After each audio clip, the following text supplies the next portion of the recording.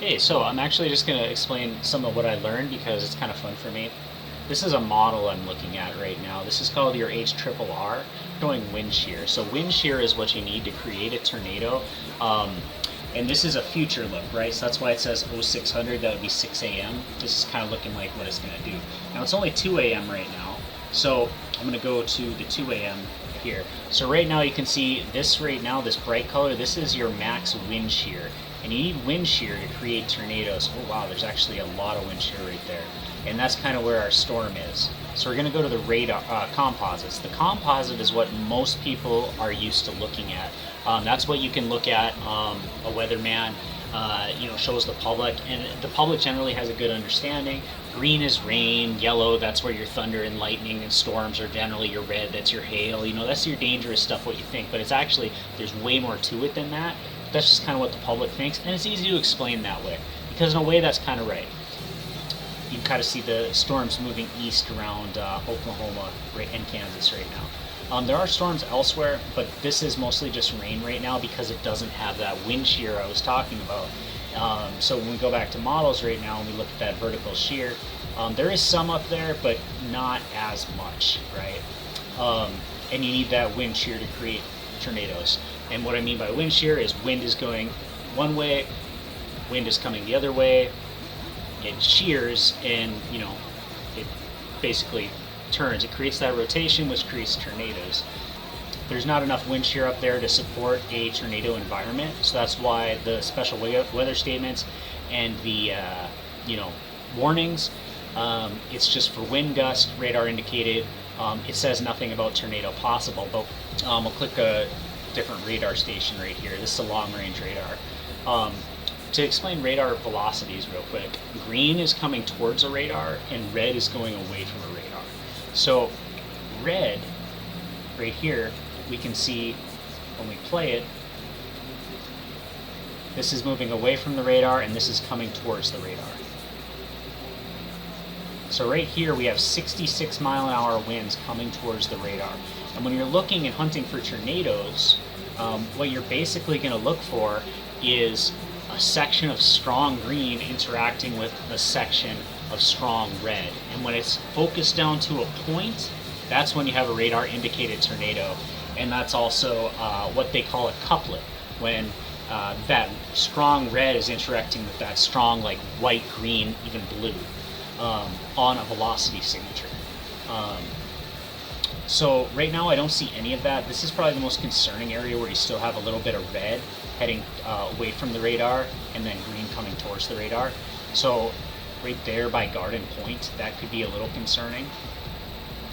And then I'll just kind of explain tilt. Now tilt, remember radars come from a central location here, right? So that's why if I switch between these, you see the red and the green, change locations. And when I go to a different radar station here, all of this is red because this is moving away from the radar, right? That's why it's red. And this is moving towards the radar, that's why it's green. So let's go back up here. Tilt is when, picture this, right? So the radar is just a little dot. I mean, it's a dot, right? Because we're looking in 3 dimensions, but we're translating it to a 2-dimensional map, right? So the radar is here, it's releasing the signal, but the storm is way up here. It's up in the high in the sky, right? So it's basically translating the tilt of that signal higher and higher. The computers are doing the math and translating it to a 2D image so we can understand it, but the tilt is going to kind of change how high it's looking in the atmosphere. So that's important because sometimes you can see stuff low on the ground and there's nothing, but then when you tilt it more and look up in the air, you'll see something totally different because a lot of tornadoes don't touch down, right? A lot of high wind doesn't always touch down. It might not have the energy, it might not be in the right environment to, but then when it moves to a new location, boom, it'll hit the ground. So understanding the tilt is very important, especially when you get further away from a radar site, right? Because there's dead spots in the United States, especially up in North Dakota, right? Because look how many radar stations there are down in Kansas and Nebraska. But then when you move up to North Dakota and South Dakota, We got KMVX between Grand Forks and Fargo. We got the one up in Minot for the Air Force Base, and we got one in Bismarck. There was the Enderlin tornado, which was like halfway between KMVX and KBIS. It was so far where Enderlin is that it was like halfway between them, and that's why they didn't issue a warning right away, is because they thought it was contaminated, and they had to like wait for more confirmation. Yeah, right here, Enderlin. See how it's like, it's a little closer to the Grand Forks station than the Bismarck station, but it's still pretty far, right? The closer it is, the better image you're gonna get. So if we go back in time here a little bit and you look at this warning, tornado possible, damage threat considerable, expired, but then when they issue the next warning for the storm, they take that tornado possible tag off because the wind shear isn't supporting that environment anymore. The wind shear is down here. There was wind shear when it was back here, but as it goes forward, it looks like the wind shear is going to be lagging behind that storm. So it's just going to be winds moving in one way and not the other. Luckily, today, that warm air from the Gulf Coast has been slower. Originally, 2 days ago, they were thinking that warm air from the Gulf Coast could have made it up to South Dakota and North Dakota, and then we would have bad tornadoes, but it looks like it's sort of settled down here.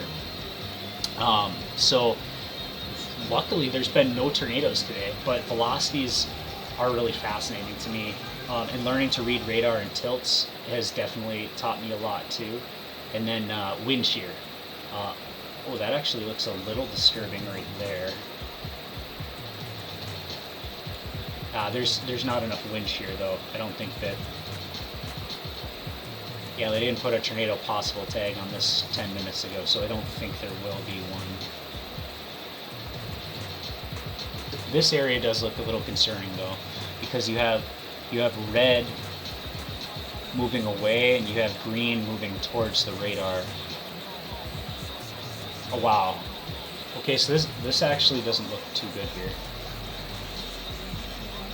Let me adjust my tilt a little higher.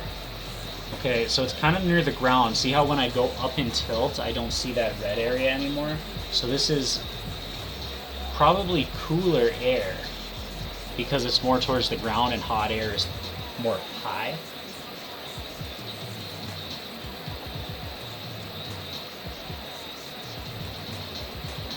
See how this plays on.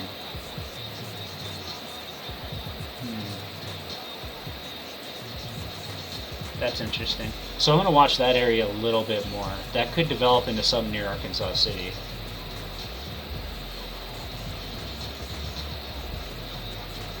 Brief tornado significant cause.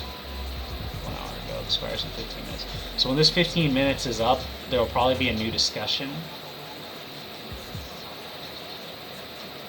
But yeah, this is why it's kind of really, I don't know, it's kind of important that people can look at this themselves, because again, I've been talking over 10 minutes now, and I've only been able to analyze a select few locations. So someone's got to like analyze this really fast and decide like, okay, is a tornado possible? Like, you know, they got to type all this up, they got to decide warnings, they got to make the box the size they want to, right? You know, there's a lot of important stuff that they have to do in that time.